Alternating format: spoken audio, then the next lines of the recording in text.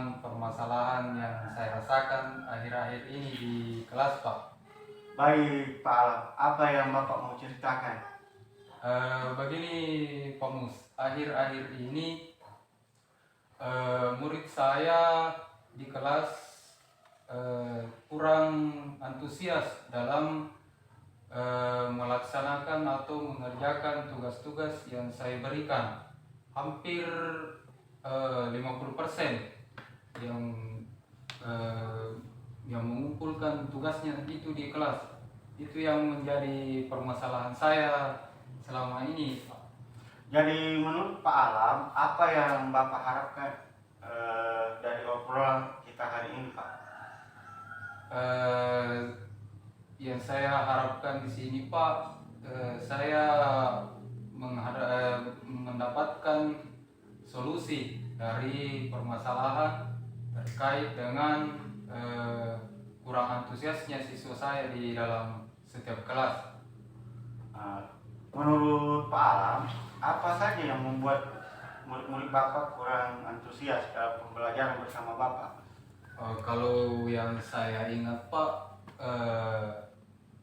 mungkin kembali ke saya terkait dengan kurang antusiasnya murid-murid saya, karena cara mengajar saya yang terlalu membosankan, monoton, serta terlalu dominan untuk berbicara, sehingga murid-murid saya di sini tidak mendapat kesempatan untuk berpartisipasi aktif dalam setiap pembelajaran, baik dia dalam berdiskusi kelompok maupun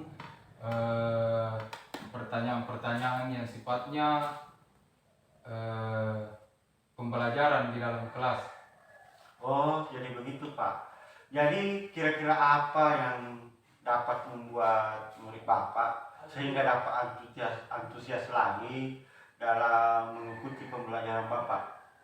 Menurut saya, murid-murid pasti menginginkan pembelajaran yang asik, tidak monoton, serta itu tadi, Pak, tidak membosankan. Ya, wah, saya sependapat dengan Bapak. Lalu menurut pendapat Bapak, apa saja yang bisa membuat murid-murid itu asik dan tidak bosan pada pembelajaran Bapak? Menurut saya, Pak, pembelajaran harus berpusat pada murid. Yang kedua, murid diminta untuk aktif dalam pembelajaran. Selanjutnya, mungkin dalam pembelajaran ini diberikan ice breaking atau games-games yang lebih menarik lagi dalam proses pembelajaran. Lalu Pak, yang mengenai tugas yang diberikan itu kepada murid-murid, apakah penyebabnya sehingga kurang antusias dalam mengumpulkan tugasnya? Karena kemungkinan itu, Pak, tugasnya terlalu banyak dan berisi banyak pula pertanyaannya, sehingga murid-murid merasa bosan dan merasa kurang antusias. Selanjutnya, tanpa saya memberikan juga sumber belajar yang beragam, hanya satu sumber belajar. Kalau boleh tahu Pak, Bapak ini menggunakan sumber belajar apa saja pada saat pembelajaran di kelas? Saya hanya menggunakan buku teks dan buku yang ada di perpustakaan, Pak. Kalau itu, apakah ada sumber belajar selain buku teks atau buku-buku yang ada di perpustakaan itu? Saya pikir, Pak, sumber belajar sebenarnya banyak, baik itu yang lagi tren sekarang itu yang di YouTube, Ya. TikTok, ataupun di Instagram, Pak. Nah, betul sekali Pak. Ya, saya yakin bila Bapak bisa menggunakan berbagai macam sumber belajar, pastinya akan membuat murid-murid itu antusias dalam pembelajaran. Jadi sekarang apa rencana Bapak untuk menyelesaikan masalah ini? Yang pertama mungkin Pak, saya merancang pembelajaran yang mengasihkan dengan menggunakan sumber belajar yang beragam tadi, seperti YouTube, Instagram maupun TikTok. Ya. Kemudian yang kedua Pak, saya akan memberi tugas tidak terlalu banyak lagi. Ya. Selanjutnya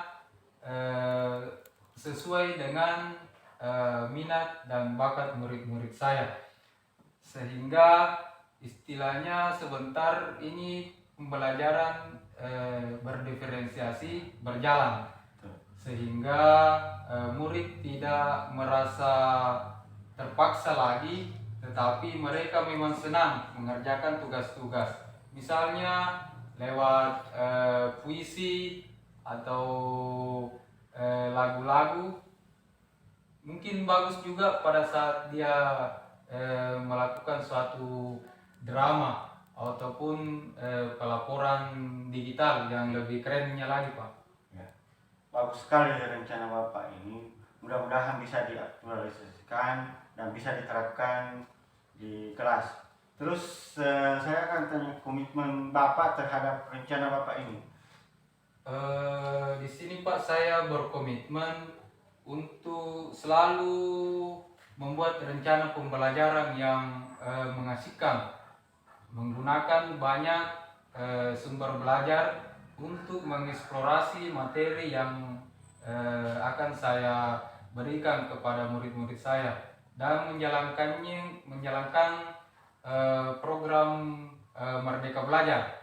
Dan saya akan membuat murid-murid merasa senang dalam kegiatan eksplorasi materi tanpa ada unsur paksaan lagi Pak. Selanjutnya akan saya serahkan pemilihan sumber belajar pada murid-murid saya, tidak hanya lagi monoton dengan satu atau sesuai keinginan saya Pak. Wah, itu bagus sekali Pak. Saya sangat mendukung. Mudah-mudahan semua berjalan lancar dan sesuai harapan ya Pak.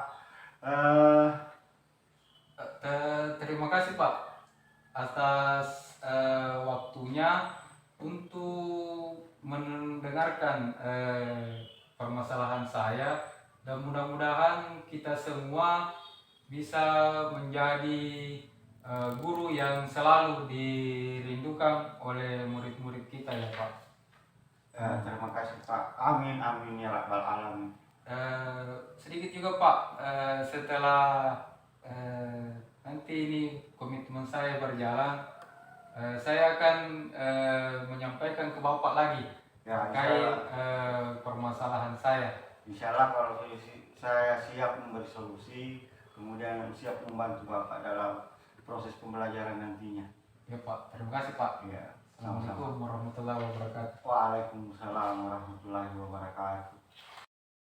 Bapak Andi Mustafa dan Bapak Kandi Alam, karena telah melakukan proses praktik coaching dengan menggunakan model Tirta.